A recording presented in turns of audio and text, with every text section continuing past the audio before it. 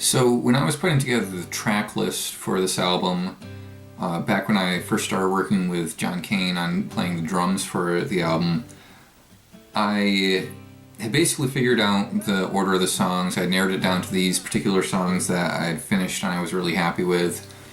And the album originally ended with Endurance. I thought, big rock song, big ending, dramatic, cool way to end the album.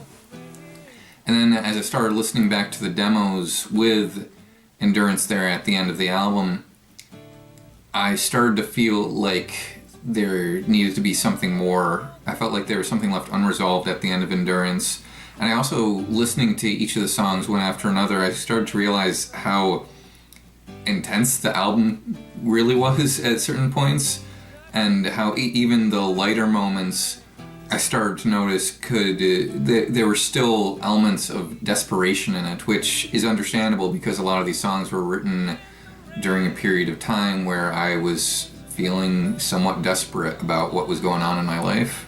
But as we got closer and closer to the days where we would be tracking the album, I really started to think that there needed to be at least one more song to sort of bring the album together and give it leave it in a better place than I felt like it was being left. And it was actually just a couple of days before we first started tracking the drums, I think, that I started writing this song. And so it was too soon to really try and come up with a full band arrangement with drums and everything. But it was, once I finished the song, I liked the idea of it, keeping it fairly simple, acoustic, and ending the album with it. So looking at the song, I can see a lot of different influences on it. I started writing the song, I think, after a long series of rainy, overcast days, and just looking out the window and saying, oh, hey, the weather seems to be breaking up. And as cheesy as it may sound, a lot of my writing in general just starts with moments like that just feel very mundane, really. I feel like in a way it helps keep me grounded in the story or the song that I'm writing, grounded in reality, and grounded in something personal, but not so specific or personal that it's exclusive. One of the most direct influences on the song really was my mom. I wrote this song in the spring, or as it was getting into the spring, and ever since I moved into this house, my first house, my parents have been giving me advice on how to be a good homeowner and a good neighbor. And one of the things my mom has really encouraged me to do is to start a garden in the backyard, and she gave me a couple of plants earlier last year to take care of. The thing is, I appreciate gardening. I appreciate the art of it and the aesthetic and the work that goes into it. I don't see myself as being the greatest gardener ever. That said, even though I don't think I'll ever be a good gardener necessarily, in some ways I wanted to show that I do listen to the things that she tells me, and I do learn and take things from it. And I also understand that it's something that she finds joy in and she takes pride in, and the fact that she wants to impart some of that to me is not something I should take for granted.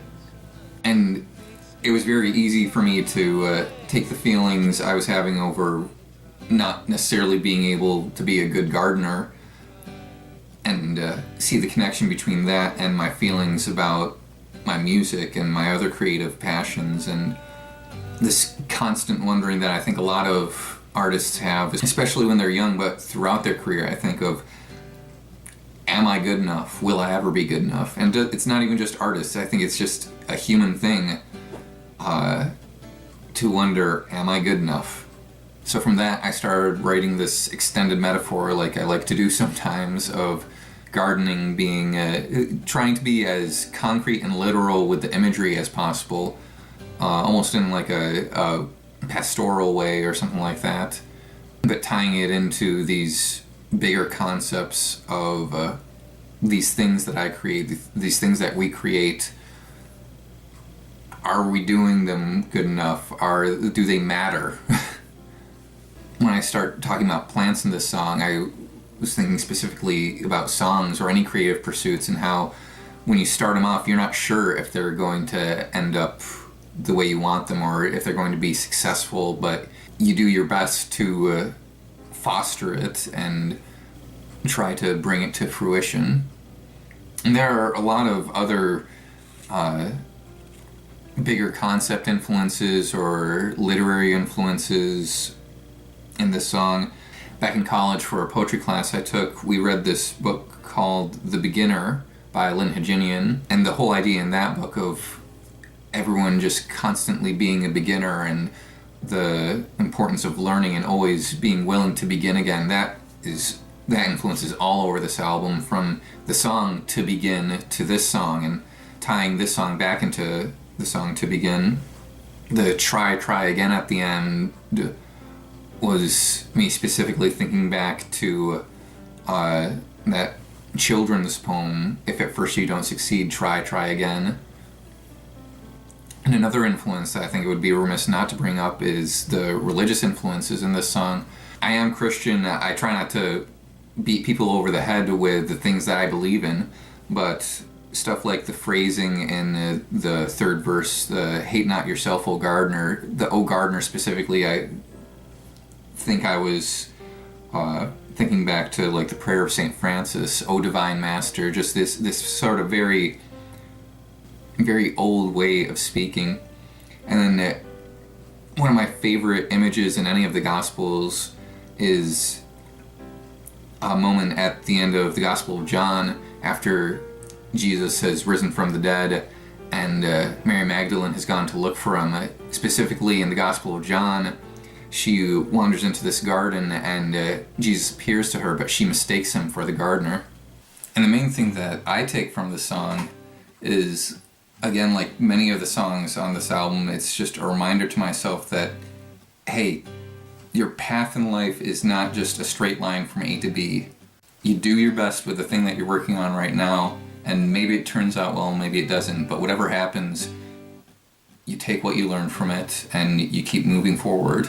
And that's just what it means to me. One of the things that I really feel like I haven't done well with these songwriter videos is to emphasize that these are just my interpretations of the songs and what the songs mean to me, but that doesn't necessarily mean that's what they mean to you. I think all really good art is open to interpretation, and people bring what they will bring to it.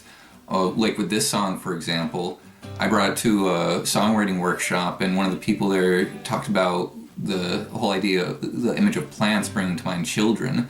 This line, when the rain quenches the thirst of fruit within this garden, I watch them grow with a hint of fear. And I don't have kids. I wasn't thinking about that when I wrote the line, but that is what that person brought to it, and it means so much to me that they saw a connection to their own life in that.